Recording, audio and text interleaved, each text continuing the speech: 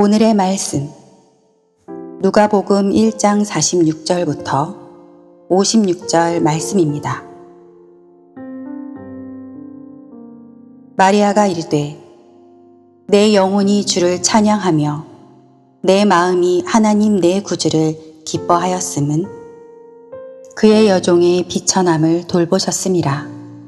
보라, 이제후로는 만세의 날을 복이 있다 일컬으리로다.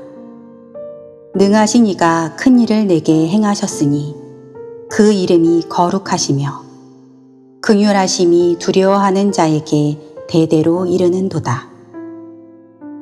그의 팔로 힘을 보이사 마음의 생각이 교만한 자들을 흩으셨고 권세 있는 자를 그 위에서 내리치셨으며 비천한 자를 높이셨고 줄이는 자를 좋은 것으로 배불리셨으며 부자는 빈손으로 보내셨도다. 그 종 이스라엘을 도우사 긍휼히 여기고 기억하시되 우리 조상에게 말씀하신 것과 같이 아브라함과 그 자손에게 영원히 하시리로다 하니라. 마리아가 3달쯤 함께 있다가 집으로 돌아가니라. 아멘.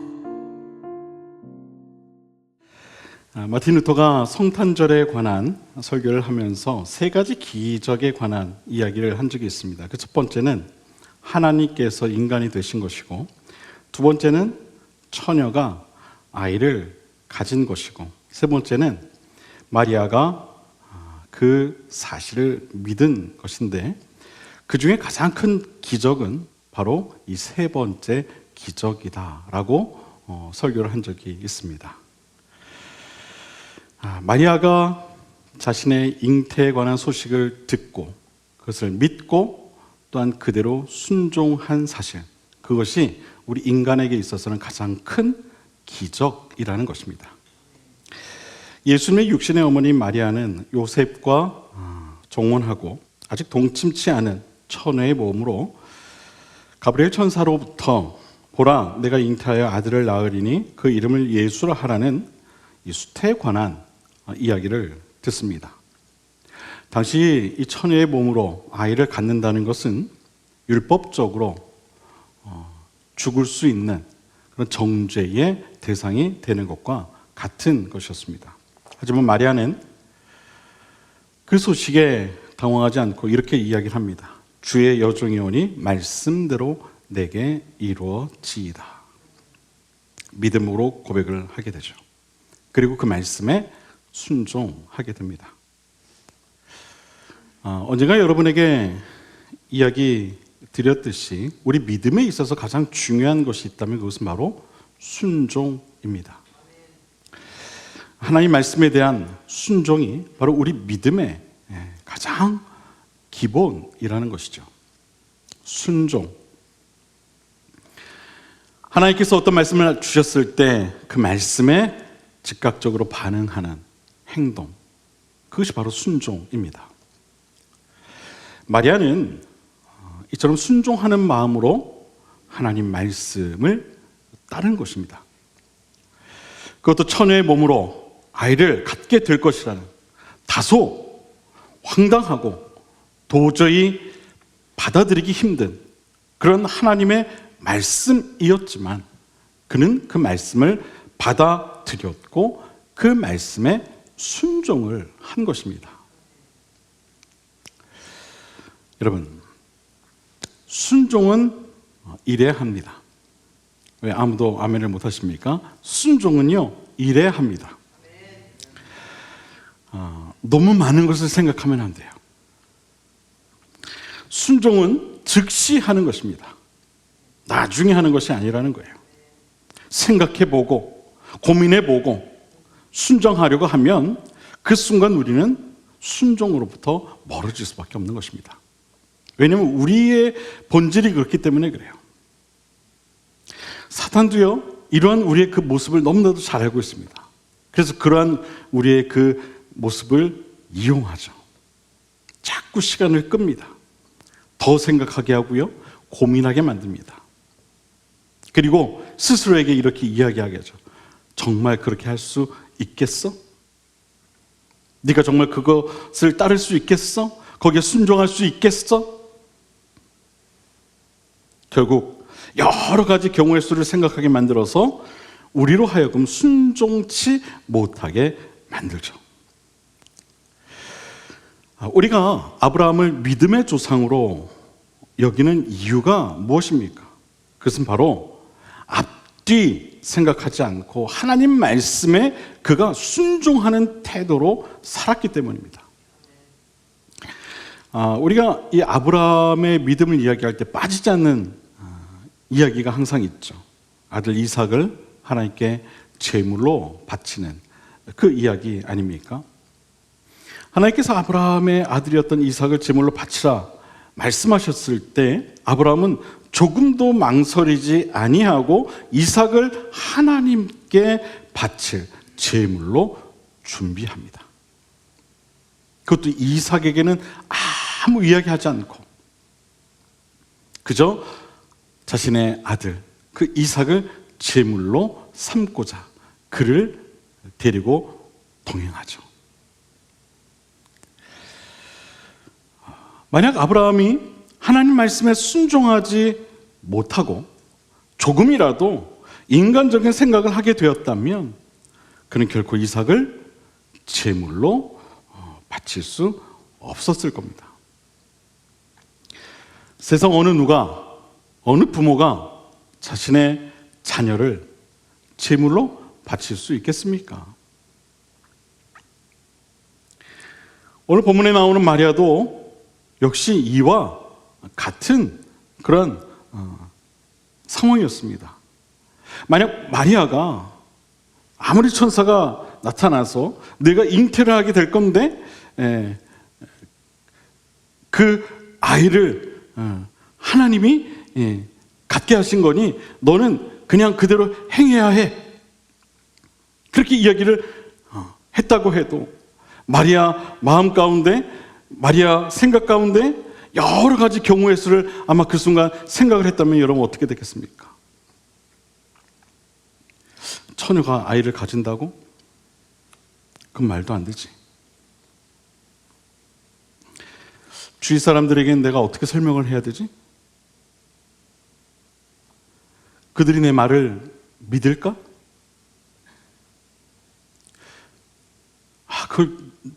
누가 그걸 믿을 수 있을까?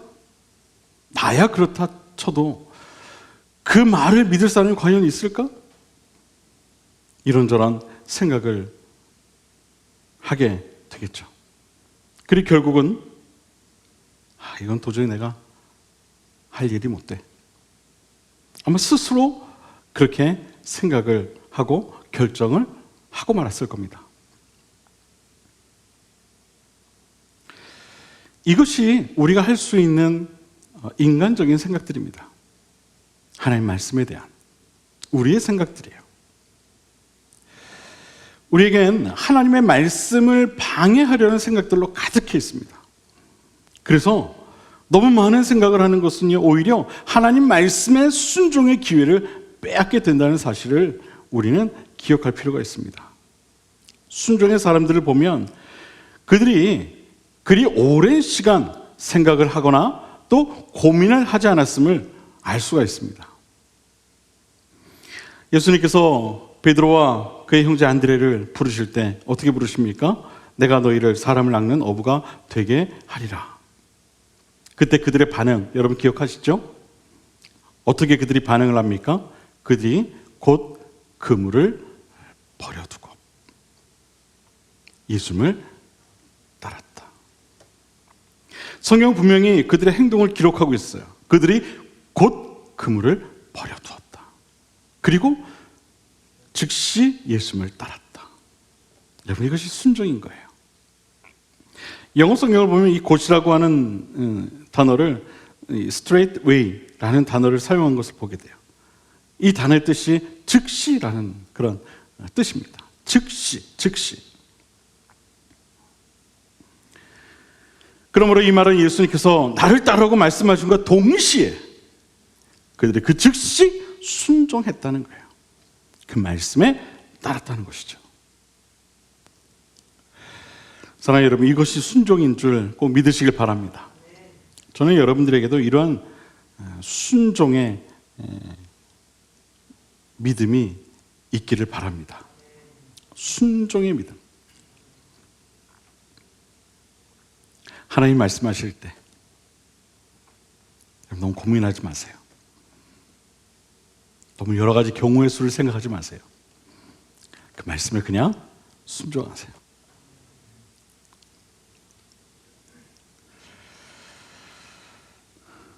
말씀에 순종할 때 우리는 너무 많은 것을 생각하면 안 됩니다.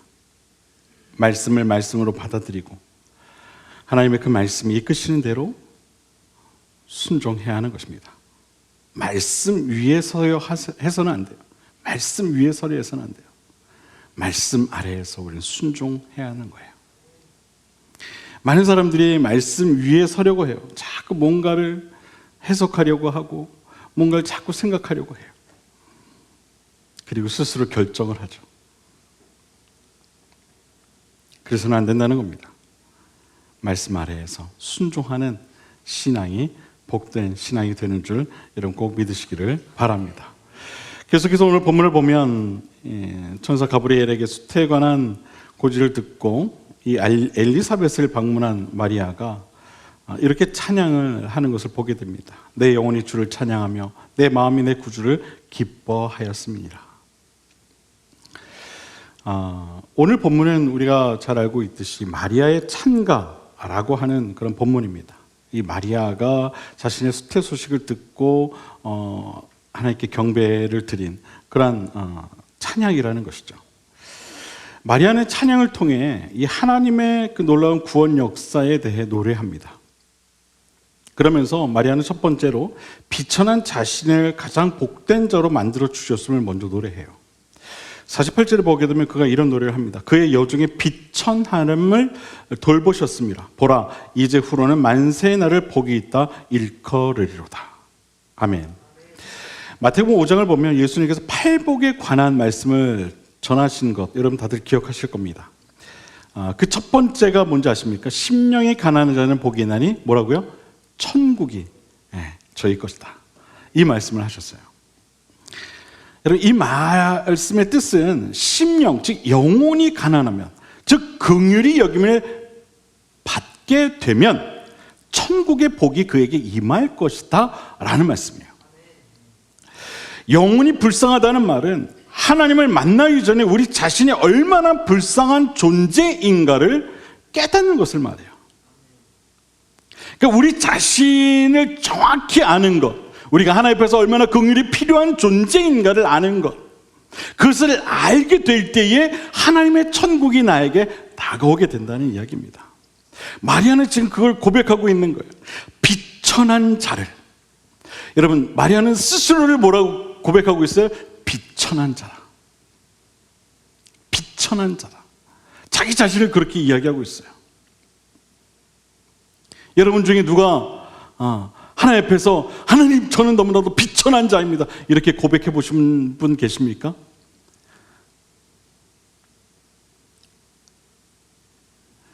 다들 너무 훌륭하셔서 내 자신의 자존감이 너무 높으신 것 같아요. 네. 여러분, 하나님 앞에서 우리 자신이 먼저 얼마나 하나님의 긍휼이 필요한 존재인가를 알 필요가 있어요. 나의 나됨을 알 필요가 있다는 거죠. 그리고 하나님의 하나님 되심을 깨달아야 되는 거예요. 마리아는요, 자신을 알았어요. 그래서 이런 고백을 하고 있는 거예요. 비천한 자를 만세의 복이 있는 자로 만드셨다. 저는 이 고백이 저와 여러분의 고백이 되길 바랍니다. 마리아는 하나님 앞에서 자신이 어떤 존재인가를 충분히 알았던 거예요. 우리는 하나님께 복을 받기 위해서는 먼저 이처럼 우리 자신이 긍휼히 여김 받을 존재인가를 깨달아야 돼요. 하나님, 저는 너무나도 불쌍한 존재입니다. 저에게는 하나님의 긍휼이 필요합니다. 하나님, 나를 좀 도와주세요. 우리 자신을 충분히 하나님 앞에 내려놓을 필요가 있다는 것이죠. 그럴 때 하나님은 우리에게 복되게 하는 은혜를 허락하시는 거예요. 심령이 가난한 자에게 복이 있다. 심령이 가난한 자에게 복이 있다. 주님 분명히 말씀하고 계세요. 내 자신의 연약함과 동시에 하나님 앞에서 아무것도 아님을 깨닫게 될 때, 그럴 때에 하나님의 복이 나에게 임하게 되는 줄 여러분 꼭 믿으시길 바랍니다. 마리아의 고백처럼 실제로 마리아는 모든 여인 중에 가장 복 있는 여인으로 후대에 불려지게 됩니다. 누가복음 11장에 보게 되면 한 여인이 예수님을 향해 이런 고백을 해요. 당신을 뵌 태와 당신을 먹인 젖이 복이 있나이다. 많은 사람들로부터 예수님을 낳았던 마리아가 복된 여인임을 노래하게 해요. 하나님의 역사죠. 이 본문에서 이같이 말한 이 여인은 예수님같이 훌륭한 분의 어머니는 당연히 복을 받을 것으로 여긴 거예요. 그도 그럴 것이 성령으로 잉태한 아이를 낳는 것은 누구도 경험할 수 없는 그런 아주 특별한 경험이기 때문입니다. 마리아가 하나님께로부터 많은 복을 받은 것은 사실입니다. 인류의 구원자이신 분을 잉태하였으니 여러분 이 것보다 더 큰 복이 어디 있겠어요? 예수님을 잉태하는 일은요 유일무이한 일입니다. 이보다 더 큰 복이 어디 있겠어요? 마리아가 내가 성령으로 잉태하여 아들을 낳으리라는 하나님 말씀에 순종하였더니 이와 같은 복을 얻게 된 줄로 믿습니다. 누가복음 11장 28절에서 예수님께서 이런 말씀을 하시는 것을 보게 돼요. 하나님의 말씀을 듣고 지키는 자가 복이 있느니라. 하나님의 말씀을 듣고 지키는 자가 복이 있다. 여러분, 복이 있는 사람은 하나님의 말씀을 듣고 순종하는 사람인 줄 꼭 믿으시길 바랍니다. 마리아가 복이 있는 여인이 된 것은 예수님을 낳은 여인이어서가 아니었어요. 그가 하나님의 말씀을 듣고 순종했기 때문에 그가 복된 여인이 될 수 있었던 겁니다. 마리아뿐만 아니라 예수님의 제자들도 대부분 가난하고요 볼품없는 그런 사람들이었어요. 그랬던 그들 또한 하나님 말씀에 순종하였더니 오늘날 많은 이들로부터 칭송을 받는 믿음의 조상들이 다 되지 않았습니까? 여러분, 이보다 더 큰 복이 어디 있겠어요? 여러분이 죽으면 누가 하나 기억할 줄 아세요? 아니요. 한 세대, 두 세대가 흐르면 아마 여러분 기억도 못할 거예요. 여러분 이름조차 기억하는 사람 없을 거예요. 그러나 하나님 말씀에 순종하였더니 많은 이들이 그들의 그 이름이 오늘날까지 우리의 입술을 통해 고백되어지는 그런 하나님의 복을 얻게 된 줄로 믿습니다. 여러분, 우리도 누구나 다 복된 사람이 될 수 있어요. 어떻게 할 때요? 하나님 말씀에 순종할 때. 할렐루야. 사랑하는 여러분, 하나님 말씀에 꼭 순종하시길 바랍니다. 그러면 여러분 가운데 하나님의 크신 복이 임하게 될 것입니다. 복된 사람이 될 것입니다. 본문에서 마리아는 그러한 사실을 노래하고 있는 거예요. 자신처럼 비천한 자에게 하나님의 큰 복이 임하였음을 그가 노래하고 있는 거예요. 하나님을 나를 이렇게 긍휼히 여겨주셨구나. 그것을 노래하고 있는 거예요. 하나님을 노래하는 마리아의 삶, 그녀의 삶을 통해 우리의 삶을 돌아볼 수 있게 되기를 바랍니다. 마리아는 찬양을 통해 자기 자신을 비천한 여종으로 낮추는 것과 동시에 장차 오실 예수님을 또한 높이는 노래를 하는 것을 보게 됩니다. 본문 51절부터 53절까지 말씀을 보면 마리아가 이렇게 노래를 합니다. 그의 팔로 힘을 보이사 마음의 생각이 교만한 자들을 흩으셨고 권세 있는 자를 그 위에서 내리치셨으며 비천한 자를 높이셨고 줄이는 자를 좋은 것으로 배불리셨으며 부자는 빈손으로 보내셨도다. 여러분, 본문을 한번 자세히 보세요. 여기 보면은요 이렇게 노래를 합니다. 흩으셨고 그리고 내리치셨으며 그리고 높이셨고 그리고 배불리셨으며 그리고 또한 보내셨도다 라고 노래를 해요. 이 모든 동사형 말들이요 모두 미래형이 아니라 이미 일어난 것을 지칭하는 완료형으로 쓰여진 것을 볼 수가 있어요. 좀 이상하지 않습니까? 지금 마리아는 아이를 갖게 될 것이라는 천사의 이야기를 듣고 지금 이 노래를 부르고 있는데 이미 이루어진 것으로 노래를 하고 있어요. 지금 마리아는 잉태의 기쁨을 노래하는 상황이었지 아기 예수님을 낳은 시점을 노래한 그러한 상황이 아니었다는 거예요. 그런데 마리아는 이미 이루어진 것처럼 지금 노래를 하고 있어요. 이것은 마리아 자신에게 앞으로 미래에 일어날 일에 대한 확신이 있었다는 것을 우리에게 보여주고 있는 겁니다. 믿음과 확신이 없이는 결코 할 수 없는 노래죠. 미래에 대한 확신이 없는 사람이 어떻게 마치 모든 일들이 이미 이루어진 것처럼 여러분 노래할 수 있겠어요? 그럴 수 없죠. 그런데 마리아는 찬양으로 자신의 몸을 통해 오시는 예수님께서 약한 자들을, 강한 자들을 부끄럽게 만드셨고 교만한 자들을 흩으셨고 권세 있는 자를 그 위에서 내리치셨으며 비천한 자를 높이시고 줄이는 자를 좋은 것으로 배불리시고 부자는 빈손으로 보내셨다라고 하며 이미 이루어진 것처럼 믿음으로 하나님의 구원의 역사가 마치 실제 일어난 일인 양 지금 선포하며 노래하고 있는 것입니다.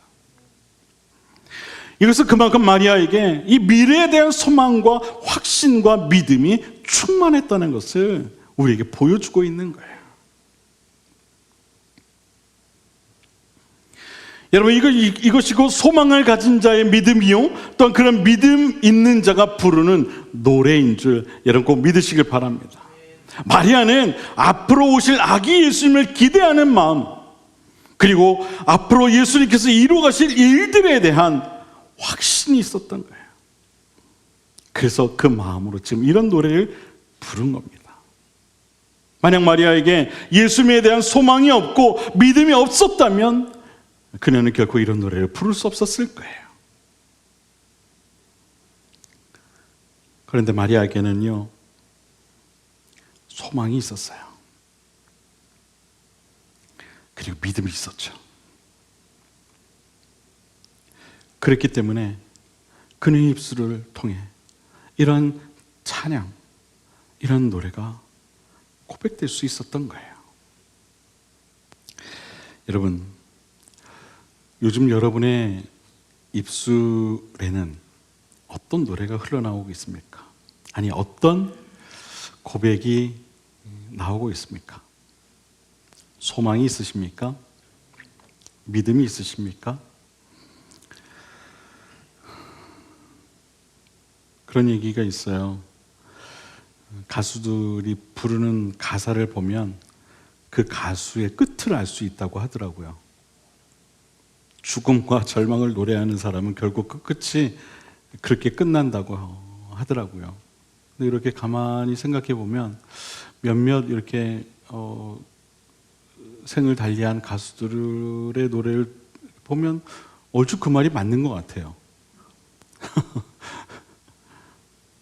여러분, 하나님의 백성들의 노래는요 소망이 있어야 돼요.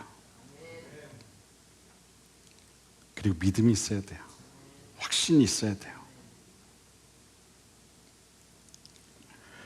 마리아와 같은 그런 소망과 믿음에 가득 찬 그런 노래가 우리의 입술을 통해 흘러나와야 하는 거예요. 저는 여러분들이 그런 노래를 좀 많이 불렀으면 좋겠어요. 소망이 있는 노래, 믿음이 있는 노래. 아니, 노래가 아니더라도 소망이 있는 고백, 믿음이 있는 고백을 여러분들이 많이 고백했으면 좋겠어요. 그러십시오. 아셨죠? 그러셔야 돼요. 그러셔야 돼요. 바라기는 우리 비상교육의 모든 성도님들은 마리아와 같이 소망과 믿음에 찬 기쁨의 노래가 항상 그 입술을 통해 흘러나올 수 있게 되기를 주님의 이름으로 간절히 축원을 드립니다.